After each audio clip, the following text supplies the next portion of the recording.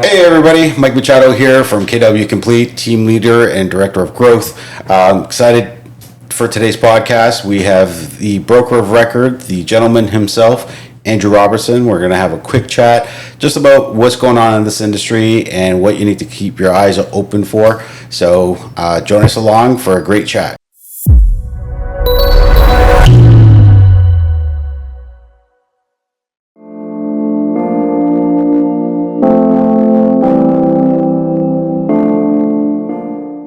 You've been doing this for a while now, in the industry for many years.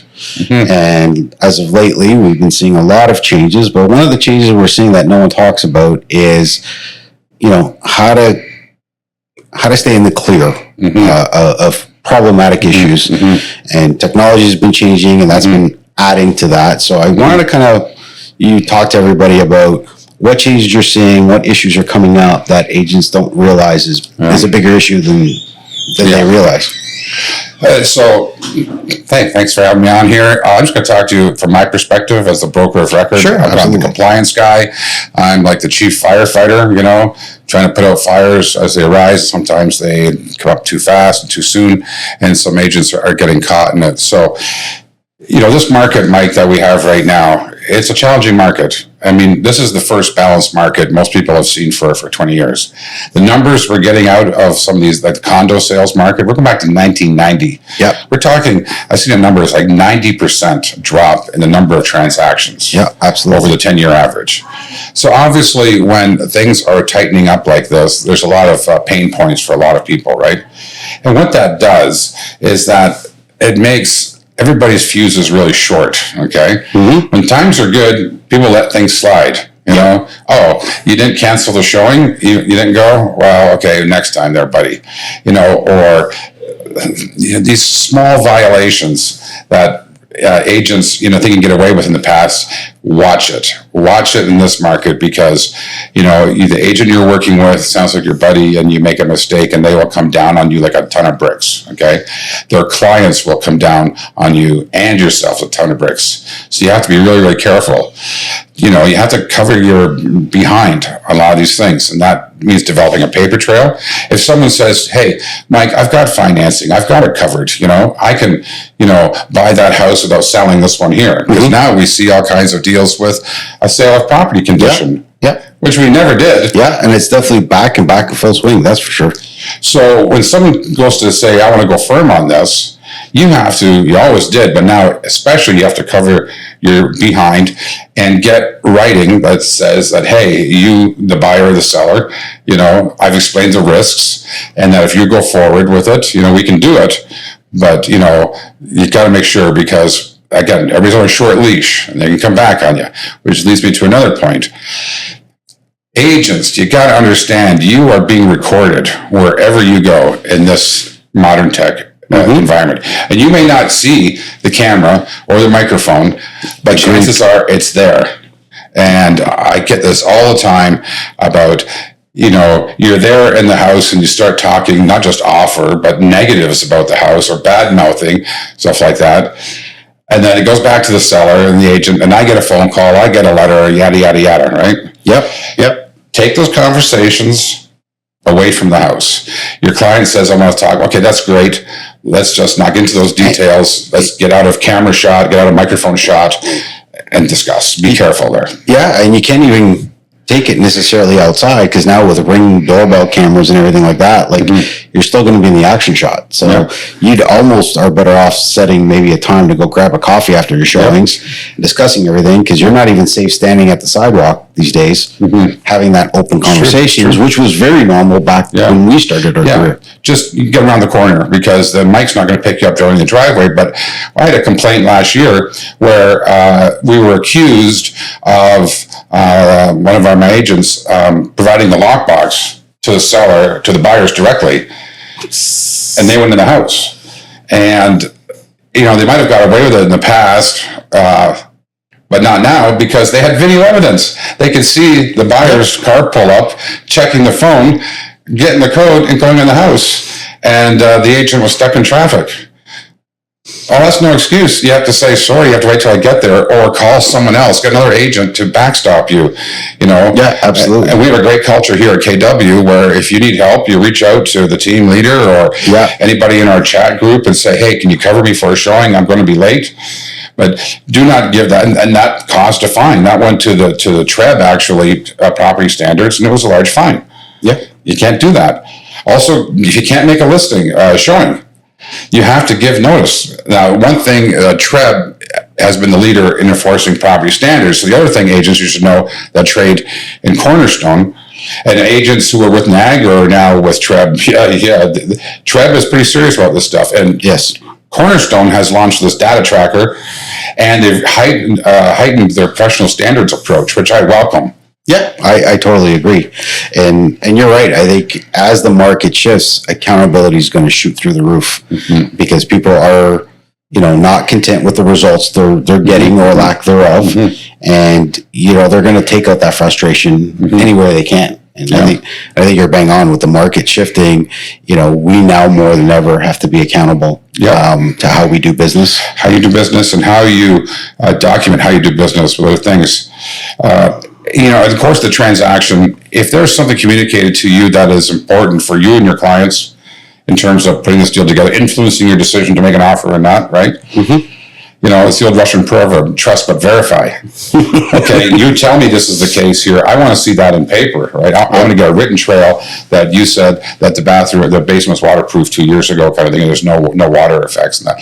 You have to really cross your T's and dot your I's, because in a tight market like this, any little false step and everybody's going to come down on you like a ton of bricks. Yeah. Right? No. And the other thing too, we got to face reality, is that there's a lot of pain out there for these agents, especially this time of year. We're recording this now, May 2. Yep. And, tax season has just upon us, like as freelancers. I think we go until June, but the deadline just passed. Yep. There's HST payments we have to remit, which is a real, and we can work with the brokerage to actually hold those back for you. I don't know if we still do it. We still do that. Doing it because agents are terrible at their own finances, and then wham, where am I going to get $20,000 this time of year? I've got my personal taxes to pay. I've got the HST to come back with, right? Plus, I'm getting, hit with all these charges. And when things don't sell, right, you're outlaying money, and you may or may not get the sale. It's not guaranteed. So there's a lot of pain points out there. Yep. So that means that, everybody's going to be looking at each other. So one little slip up, and it could come back on you. So be careful. No, absolutely. And to go back to your point, I want to dive deeper into it so that agents are clear what actions they should be taking. And when you're saying documenting stuff, what does that look like specifically? For example, if you don't need a conditional financing, should all agents now be implementing a Form 127 when drafting offers, or are they actually keeping notes and details in a folder with every conversation with buyers and sellers? I would just like you to get more specific and clear so that our agents or anyone watching knows specifically what documenting every detail means. Can you elaborate on that? Yeah, it could be as simple as I understand it, admissible through the courts and to hearings, is text messages are even admissible. Email is one step higher. And then you take a form like 127, which is pre-populated for you. You just check off what this relates to, which condition, put it in there. Those are all best practices. If you said number one would be, okay, use the form, best practice, but it seems maybe a bit more formal than it has to be, right? Especially on some discussions you're having with your client, right? You don't want to freak them out necessarily with a official looking document. What am I signing? But it could be as simple as leading them with an email or a text message of something they said, Hey, I just want to confirm, when you said that the roof was done 2 years ago, it was stripped right down, or was it shingles on shingles? You said it was stripped right down, is that correct? And then you get a paper trail there, and they reply, yeah, it was stripped right down. Now, I was just in a situation like that where the representation was that the roof was replaced 2 years ago. It wasn't. I go look at it, and there's shingles on shingles. Which is fine. You got to say that, understand what that means, and go back to your client and go, well, your shingles are going to last 8 years or 10 years, as opposed to the usual 2025. But anytime you get something like this, and you don't want to come across as, turning your clients off, but just stop and think, is that something that I really should, get down on paper? Yeah, and thank you for doing that, because again, it's the specifics, and I think you're right. All agents should be documenting everything, whether it be email or text or proper forms. I definitely think that should have always been the way to go, but definitely now moving forward. And you know what? Moving forward, technology is there to assist. Now, this may seem a little bit harsh or a little bit extreme, but I think it's going to become the norm. When we sit down at the table, whether it's with another agent or with, let's say I'm representing the buyer and I'm there with the seller kind of thing, whether it's a lease or a purchase or commercial residential, you think, you know what? Is it okay if I record this? I'm going to put my phone on the table and hit record. Now, people have asked me about the legality of recording those conversations. So based on law, if you're on the recording, you don't need to get consent. So I could have the phone in my pocket, maybe sticking up here with the microphone and hit record, and I could record this conversation. I'm on it. I don't need consent from you. Yep. However, if I'm not on it, then I definitely need consent for it to be used. Yeah. And it's funny, I think real estate's only catching up to some of the norms that other industries are doing. I know for a fact, like our vet's office, where we take our pets, now, as soon as a vet's tech walks in or the vet themselves, they have a recording device and the entire consultation is recorded. Like they've adopted that practice. My daughter's an orthodontist. They have an app that they clear up right away. Hey, just so you know, we're going to record this session so that you can make sure that your experience is the maximum. They put it out in a positive manner, but even those industries are now stepped up that game. And I think we're just trailing in behind. Yep. For a lot of times real estate's been on the leading edge of some of the technologies, certainly how we do things. And we're actually one of the slower industries to adopt and embrace stuff into our own practices, because we think, I don't want to come across this way. But that's just the new reality, and that's okay. And technology has made it very affordable.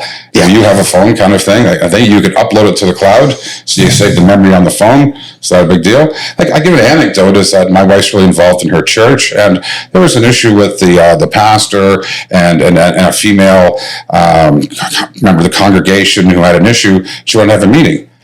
And there's a lot of sensitivities about this meeting, between the pastor, who's male, and the female kind of thing. And he'd bring in somebody else. A mediator. Well, not even a mediator, almost someone to say that there could not be anything, no inference, right, of impropriety, right?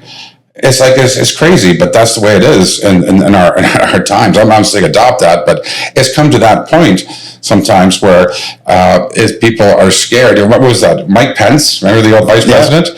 He had a rule: he wasn't allowed to have dinner or have a meeting with a female unless his wife was there or somebody else was there.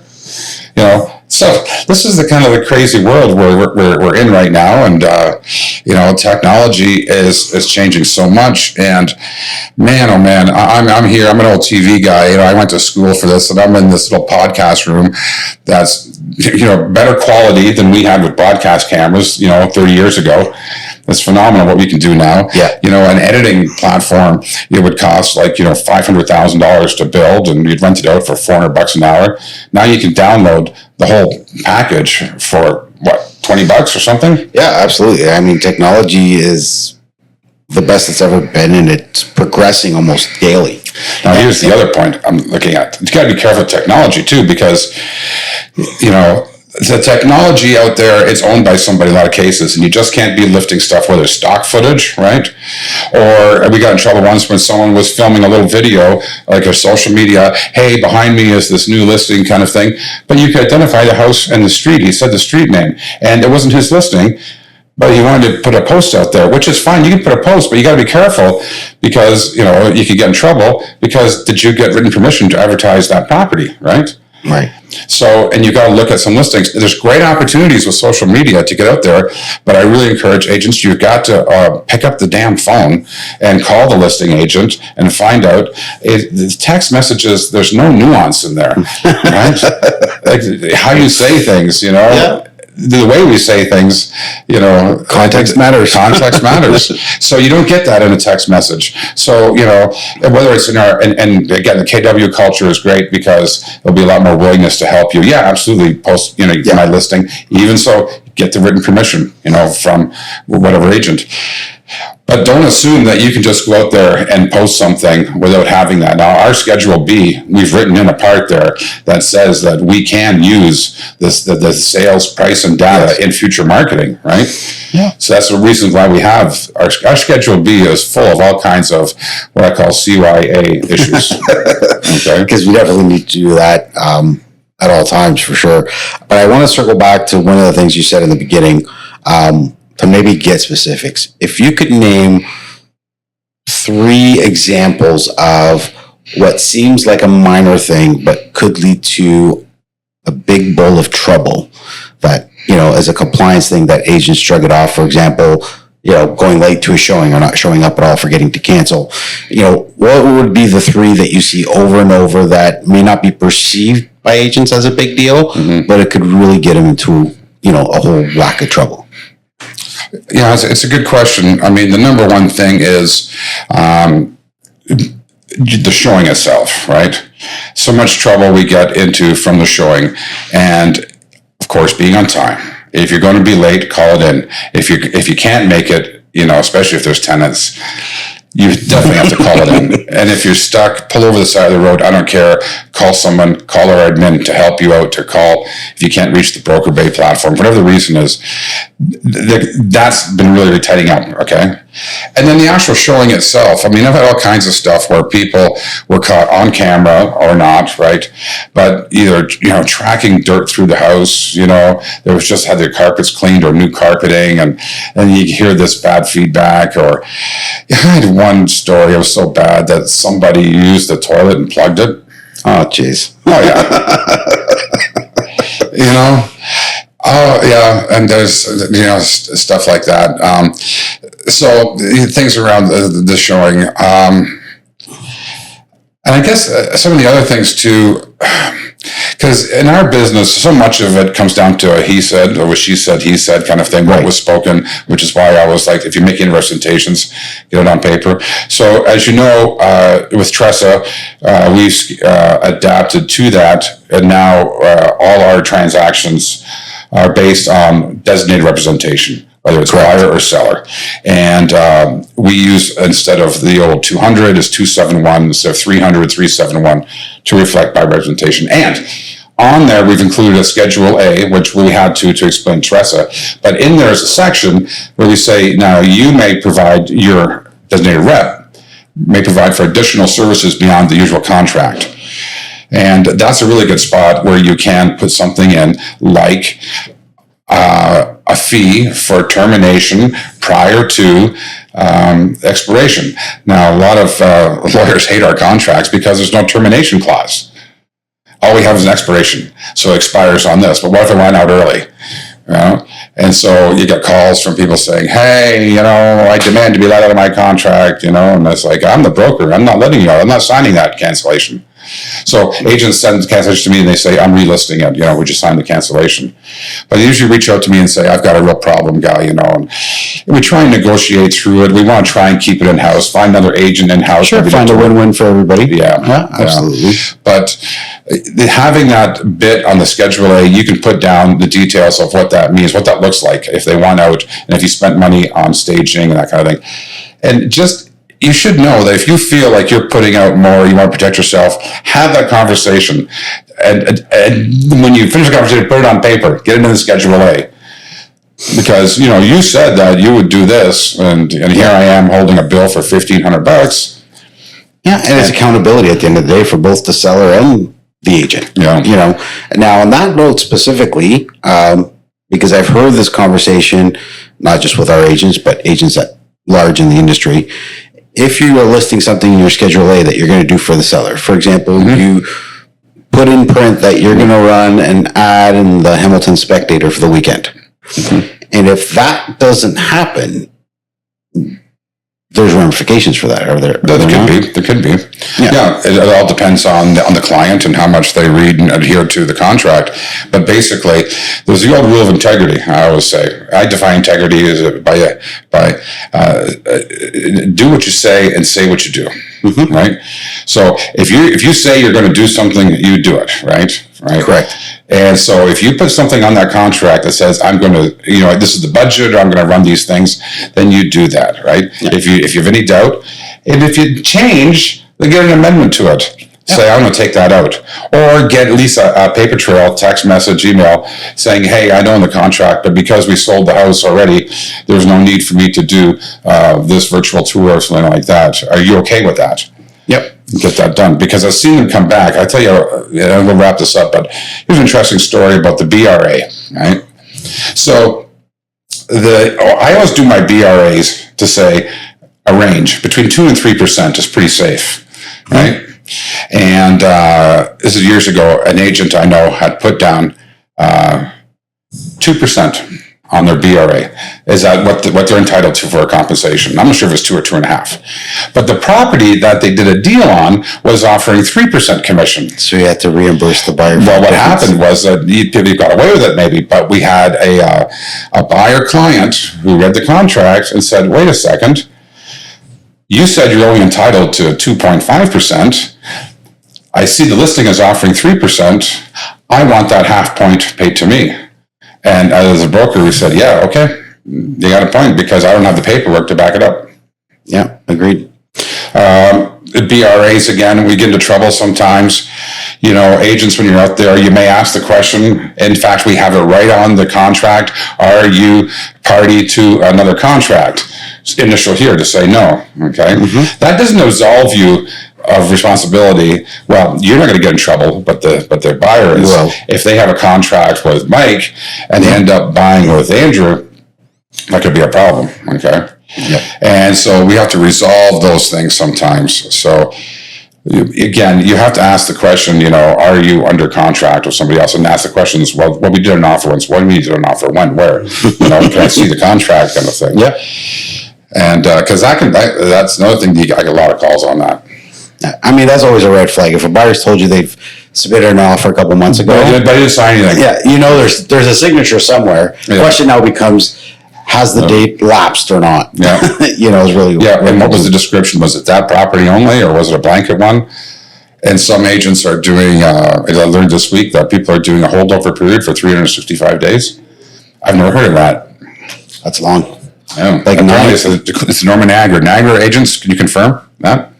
Yeah, I mean, it's long. I always was used to seeing 90 to 120 days. Yeah. But in this market, I can see listing agents want to protect themselves. They probably worked for 4 or 5 months to get the property sold. The seller says, hey, you know what? With all that's going on, we can't go any lower. Let's take it off the market. Mm-hmm. And then 2 weeks later, or 3 months later, somebody shows up and says, I changed my mind. Now I want to buy your place. Mm-hmm. I can surely see why they want to be protected, and they should. Yeah, no, they should. Absolutely. They spent the money marketing the property. Why not? Yeah. Yeah. So generally, agents, beware out there. Be aware of your surroundings. Who's there? Who are you talking to? Right. What always kills me is that when you work with a buyer, they parachute in the dad or the uncle. Absolutely. Who hasn't been on 100 showings with you and these people? Yeah. And questions everything. Dad, the deal killer. So whenever you have that, they may not have all the background information that you have. Be careful what you're saying, because the whole thing could blow up on you for just one little comment you might make. And, don't assume anything. The old rule, they broke down the word assume. You make an ass out of you and me. Yeah. Absolutely. Yep.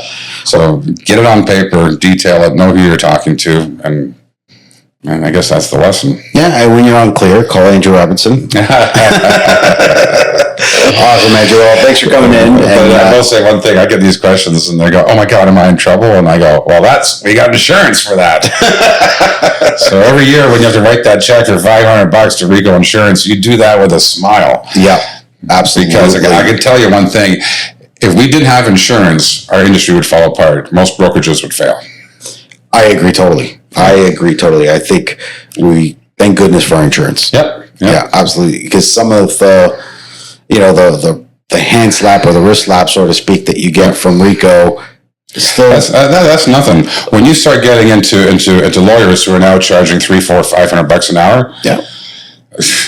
Like, and anybody can sue anybody for anything. Don't forget that, right? Yeah, absolutely. You know, so just be really thankful that we do have insurance in our industry. Pay that premium, but keep yourself clean out of water. Avoid things. If you have any doubts about compliance, give me a call. And one of the things that they asked me, I was thinking, Andrew, if I should disclose or not disclose it. Disclose.